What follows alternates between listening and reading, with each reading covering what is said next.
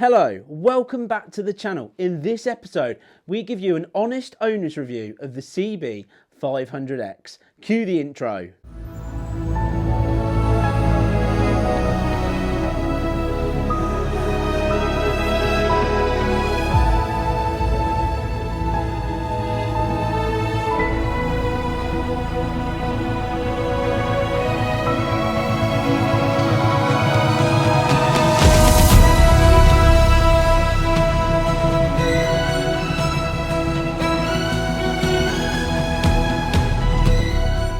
Well, today what we're going to do is do a proper, open, honest owner's review of the Honda CB500X. Now, this bike was picked by the subscribers and name voted for by the subscribers, and we've called this Betty. This is Betty, the channel motorcycle. We've literally done around 500 miles on this bike, owning it only for a few months, but we've got to know it pretty well now. Now, they literally started making these bikes in 2013, right up to modern day 2021, and they've done lots of upgrades to this bike. But this is going to be based on the 2013 model. If you're interested in knowing about pounds per sausages and torque, I'll tell you now, you'll get 12 British pork sausages in that engine without a problem at all. But this isn't that kind of review. This is more tongue-in-cheek and talking about the bike itself. So let's crack off with talking about the engine. It's got a 47 brake horsepower engine in that, and it's good old Honda build quality. Now, instantly what you'll get is you'll get people saying it's not good for two up, it's not got enough power, it's only that 500cc, it's only the baby. Let me tell you, it's got plenty of poke. You will be surprised how much that bike can handle. It really does do really well. 2 up, it's still got plenty of power. You're not going to be racing around like you would be on a 1000cc bike, but do you really need it? I don't think so. So what a cracking little engine that is, and what we'll do is we'll take that out for a speed test. We'll show you how that engine pulls, and you're going to be surprised.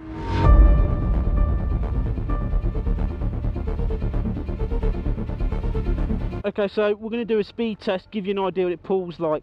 Like I said, 47 brake horsepower, 500cc engine. This is going to be interesting. Let's try it.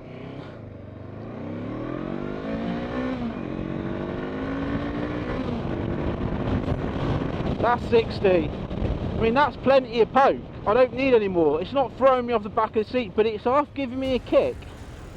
And is that, do you need more than that? Okay, so we're pulling off now. Normal running, okay? We'll see what it's like holding at 60. Look at it go. It's got no issues. I'm not even giving it full beans. It hits there perfectly. Absolutely perfectly. And this will sit at 70 miles an hour on the dual carriageways, on the motorways. Honestly, at ease. It's not right up there struggling. It falls off trying to keep at that 70 mile an hour and you're ragging that engine. It really is. You're not. It holds it easily. And that's the question why people moan about the 2 up. They'll say, oh, if you got 2 up on it, all that weight, it will still hold it perfectly fine. The brakes on this are cracking. You want to brake? Check this out. Brakes are spot on. There is no worry there whatsoever at all.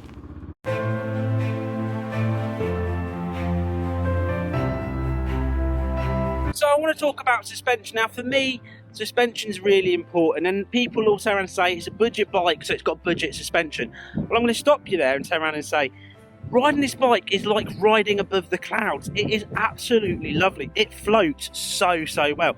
Now, of course, if you're like me, who obviously eats pies, dead skinny, must be okay, slightly fat and overweight, it's still perfectly fine. It can handle us absolutely spot on. It's dead comfortable. It's got a great seat height, being only 810 millimeters.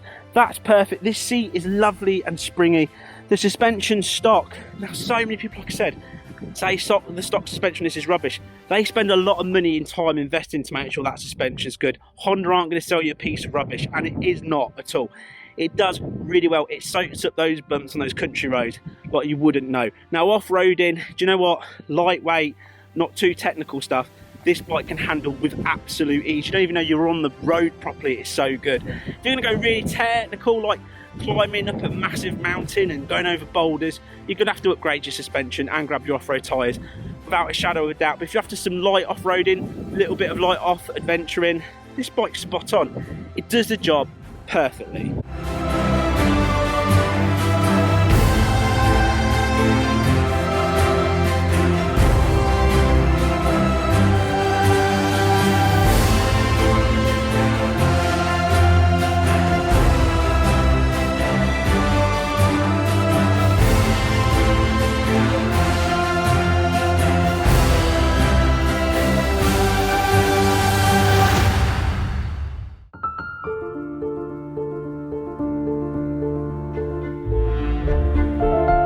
So the question is this bike really comfortable? Is it something you're going to ride all day long? Well, on a seating position side of it is, you've got your legs are perfectly sat in a sort of quite a neutral down position, not right back on the pegs like a sports bike, but in a nice neutral position. Your legs tuck in nicely where the tank sweeps round, so you don't get that massive wind chill hitting your legs. And the other side of it is as well is that it's a, like I said, it's a comfortable seat. The bars are in that already are in that adventure ride feeling. They are really comfortable and in a good location. You're not feeling like you're leaning over the tank. You are sat look nice and upright, so you're not going to get that pain in the back of your sort of in your back. Now there is a slight piece of vibration through the bars, but you get vibration on every bike and it is so minimal, it is unreal. I've not had any numb fingers while I've been riding this bike like I've had on others as well. I don't feel like I need to get grip puppies to be able to relieve that at all. So I'm really impressed with it. The position works so well. It's cracking. I'd happily take this bike on a massive adventure. I'd ride it around the world. My confidence is in the build quality, the positioning. It's just comfortable, and the more you ride it, the more relaxed, the more you get to enjoy it. It's a good position for this bike. It really is. It's been thought through and it's dead comfortable.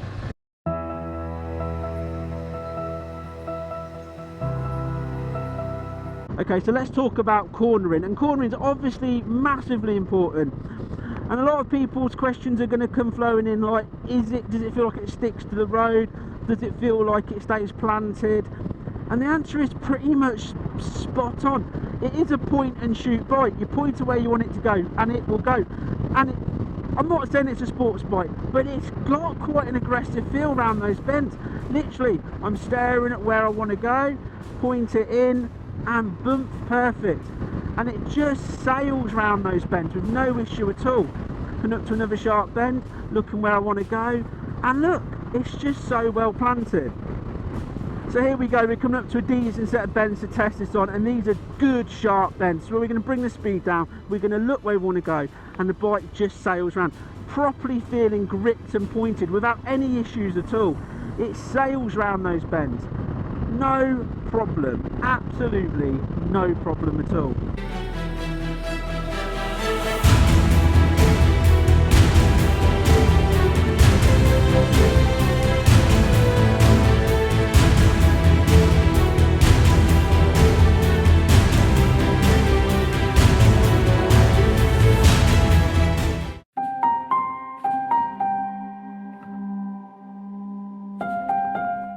Okay, so let's look at the dash. Now, like I said, this is a 2013, and it's like having an old Casio watch. It just literally turn it on, it's just that lovely sort of browny back with that lovely black screen. You can see in any light, it's got a good backlight to be used at night. It's got all the basics on there. This has got ABS, you see neutral light, your engine management and your oil. It's got everything you need with your indicators, all that stuff is there. Your high lane main beam is easy to see. It's a good functional dash. Now, the one thing I will say is that the newer versions come with a lot nicer colour screen, if that's what you're after. And there's big improvement there as well.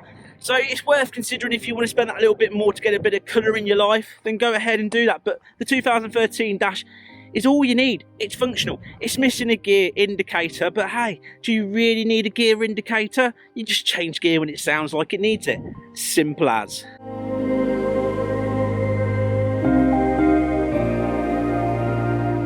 So I want to talk about seat height. Now, I'm 5'8" and I fit on this really comfortably. Literally my heels are just off the floor, and I find it really manageable. But the newer version of this is 830mm seat height, so it's that little bit bigger. Just to bear in mind, if you're a little bit shorter, the older versions may well be the bike that would suit you the best. But to do with weight, I find it quite easy to handle, really easy to put on and off the centre stand. It really does work fantastically.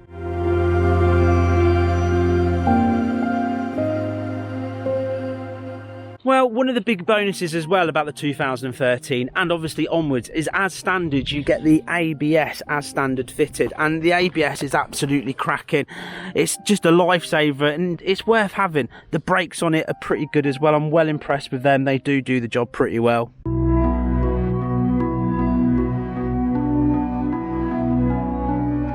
Well, I suppose the thing you're asking yourself is, what's the negative? And there is a negative, I'm not going to lie. Now, the negative is the screen and the wind protection on this bike. Now, this is an aftermarket touring screen, and it hits me straight in the face. And there is an easy fix. A universal windscreen extender will fix it. But the standard one that comes on it is even worse. You are completely wind blasted. That literally, in my humble opinion, is the only real negative about this bike. Now, the thing about it is, for the price point, for what you can pick one of these up for, it's worth it. It literally ticks so many boxes. And a lot of people say, oh, it's in the low end, small adventure bike. That to me feels like very much like a medium-sized adventure bike with medium-sized power. And if you don't buy one, you don't get to do adventures like this.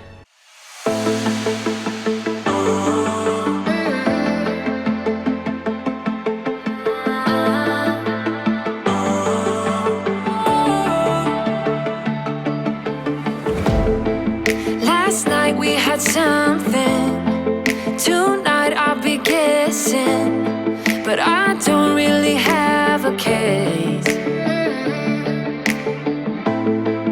You don't have to mention, you just like their attention. It's written all over your face.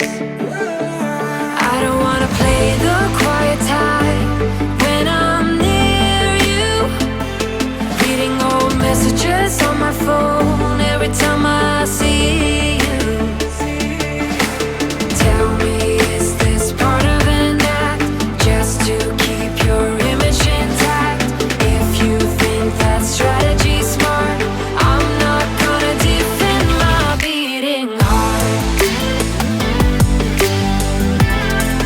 Defend my beating heart.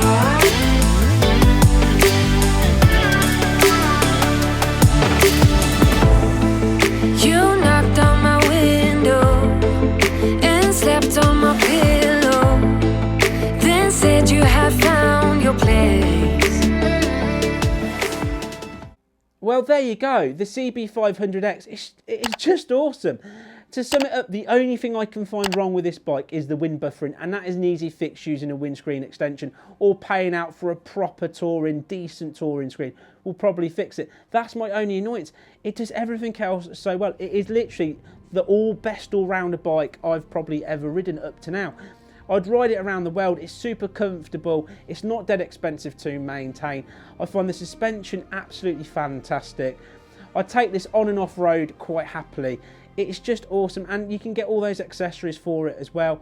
It's just the perfect bike for that kind of mid-weight kind of adventure bike, and that's why I classed it out. A lot of people say it's not, it's sort of in the small adventure zone, but for me it's got plenty of punch and it does what it needs to do. So I'm hoping that if you're looking at buying a Honda CB500X like Betty here, then you will leave that in the comments and let us know if you've bought one and what you think. If you're an owner of a CB500X and you want to put your opinion down, again, drop it in the comments, guys, and help out everybody that wants to watch these videos and also is interested in the Honda CB500X. I would really appreciate it. And then I just want to say a massive thank you to my patrons. These guys, the people that help support this channel. Without their support, to help buy the gear, to be able to put fuel in the tank, to be able to pay for a coffee, those guys, without them, we wouldn't get the amount of videos we've got up. So if you're interested in supporting this channel, please click on the link for the patrons down below. It's from as little as £1 or $1 up every single month, and you get to see the videos first, you get your name in the credits, and you get to chat to me before the videos even go out because you get to see it first. It's awesome, and I appreciate that support. Talking about patrons, I just want to say a huge thank you to Wendy and Phil Rouse. They gave me some extensions for the mirrors on the monkey bike, what basically means next time I'm racing the Psychic in an epic cool 11 out of 10 race, he basically, I can see him literally breathing my dust as I'm going flying away. So thank you for that, guys. I really appreciate it. And then, of course, I just want to say, if you're interested in the Helmet Head merchandise, the mugs, the t-shirts, the link for the shop is down there. We've got some awesome t-shirts, mugs, water bottles. There's all sorts of stuff if you're interested in checking it out. As well as if you're interested in any of the camera equipment and things I use, there is links for all of that down there so you can get yourself set up if you're interested in becoming a YouTuber.